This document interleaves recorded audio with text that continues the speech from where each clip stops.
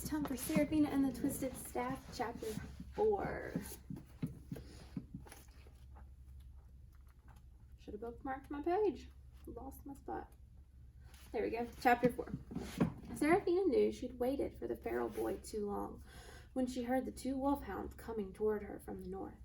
They had found a way up and around the cliff. She looked around her. She glanced up at a tree, wondering if she could climb high enough. Then she thought about scaling back down the cliff again to confuse them, but she knew she couldn't survive out here all night on her own. Get out of here, the feral boy had told her. Finally, she gathered herself up. Whoever the boy was, she hoped he was all right. Stay strong, my friend. She ducked into a dense foliage of spruce and fir, the evergreens packed so tightly together that it was like swimming through an ocean of green foliage. As she pushed her way through the thicket, she found her strength giving way to confusion.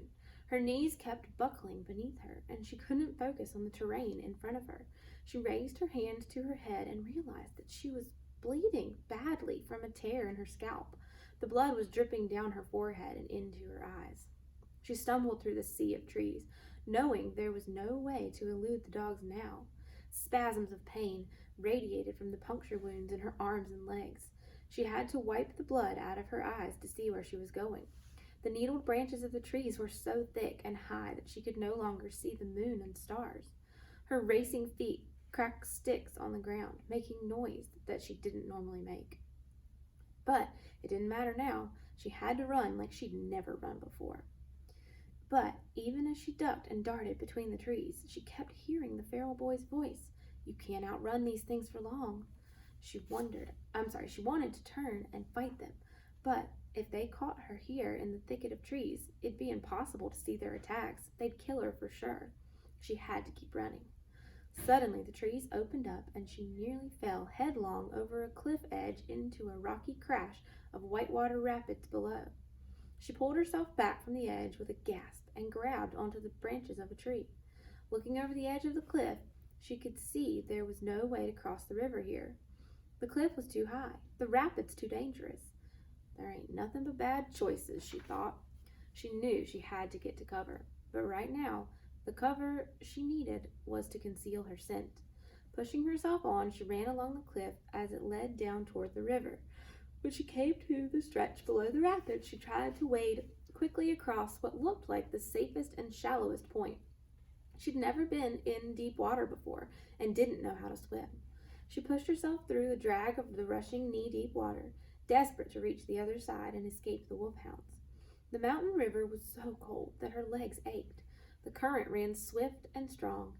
As she placed each step against the tearing force of the current, she felt the round, algae-covered rocks turning and slipping beneath her searching feet.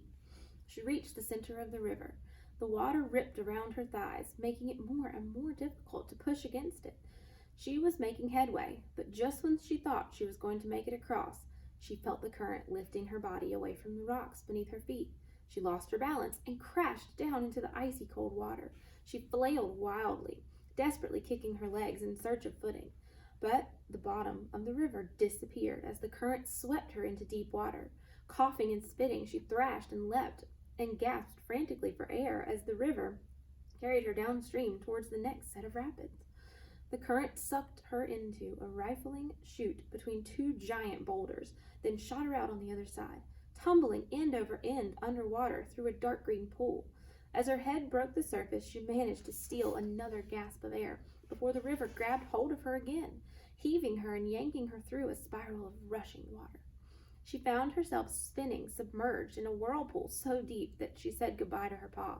But then her body hit a jagged rock. She tried to cling to it, but the rushing flow immediately pulled her away again. She'd always thought she was strong, but compared to the force of the river, she was nothing more than a kitten tossed into the water. When the rapids finally spat her out into the calm water downstream, she crawled from the river, wet and bedraggled, and collapsed onto the rocky shore, exhausted. She had made it across. She knew that if the dogs followed her downstream and saw her across the river, then they would pursue her.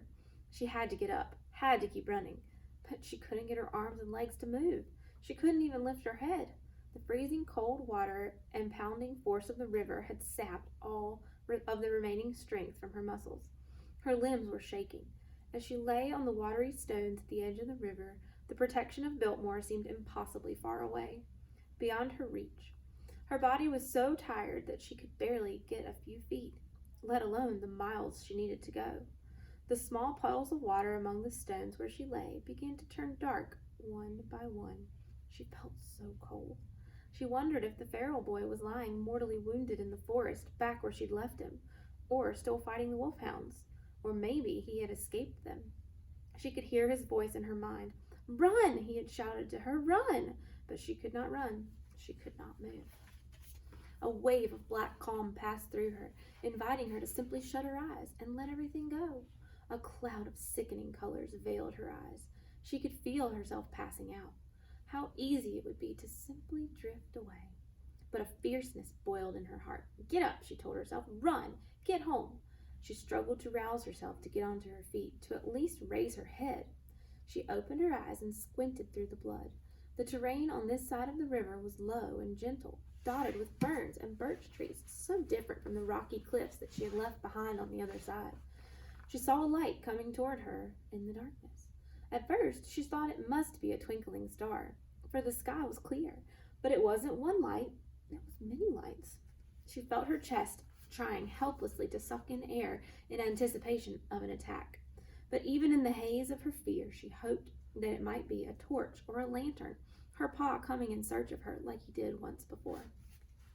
But then she saw that the lights weren't the flickering flames of a lantern, but the scintillating dance of living creatures floating in the air and coming down toward her down the river. Are they fireflies? She wondered as they came closer.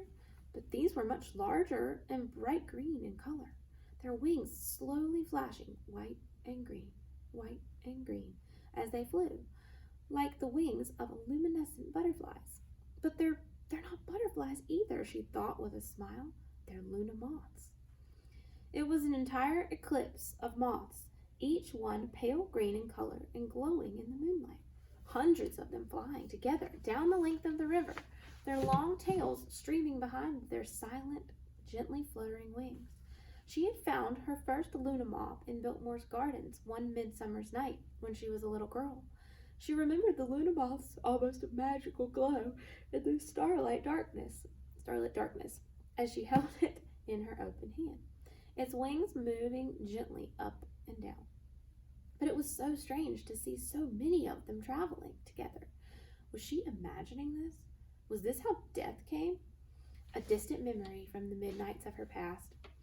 But as she watched the Luna moths flying over the water, it struck her again that they weren't just hovering, they were traveling down the length of the stream, as if they would follow this river to the one that it flowed into, and then onward to the next river and the next, through the mountains and all the way to the sea. They were leaving this place, just like the birds. She heard the wolfhounds barking and howling to each other on the cliff on the other side of the river.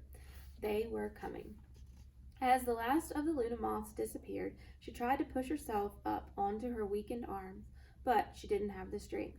She tried to get her legs underneath her, but she couldn't. But she'd seen the Luna moths for a reason. She was sure of it. She looked around for a place to take cover and noticed a grove of birch trees just a few feet away. As she tried, to figure out how she was going to reach the trees, she saw a pair of eyes glinting in the darkness. The eyes were keeping their distance, studying her. Serafina held the eyes in her gaze and breathed as steadily as she could. At first, she thought she had misjudged the position of the wolfhounds, and they had already crossed the river and were now surrounding her. But they weren't the searing black eyes of the wolfhounds. They were golden brown. A flood of relief flowed into her. She knew who it must be. "I need your help," she whispered. But what emerged from the forest jolted her with a shock of fear. A mountain lion she had never seen before came straight at her. He was a young lion with dark fur, but he looked strong, unafraid, and hungry. He was not at all the creature she was expecting. Serafina tried to get up to defend herself, but it was no use. The beast could easily kill her. But Even as she tried to figure out how she was going to fight this unknown lion, a second lion emerged from the trees. She breathed a sigh of relief. It was a lioness, full grown and full of power, a lioness she knew well. When her mother was in her lion form, she was more beautiful than ever, with a thick tan coat, huge paws, and the muscles of many hunts. Her striking face and golden eyes glowed with intelligence. "I'm glad it's you, Mama," Serafina said, surprised by the tearful desperation in her own voice. But in that moment, before Serafina could make out any sort of answer in her mother's eyes, the lioness suddenly turned her head and looked across the river. Serafina heard it too. The wolfhounds were upon them, and it wasn't just two anymore. The 5 were united again, growling and barking and snarling. They would be here in seconds. That was chapter 4. Tune back in for 5 and 6.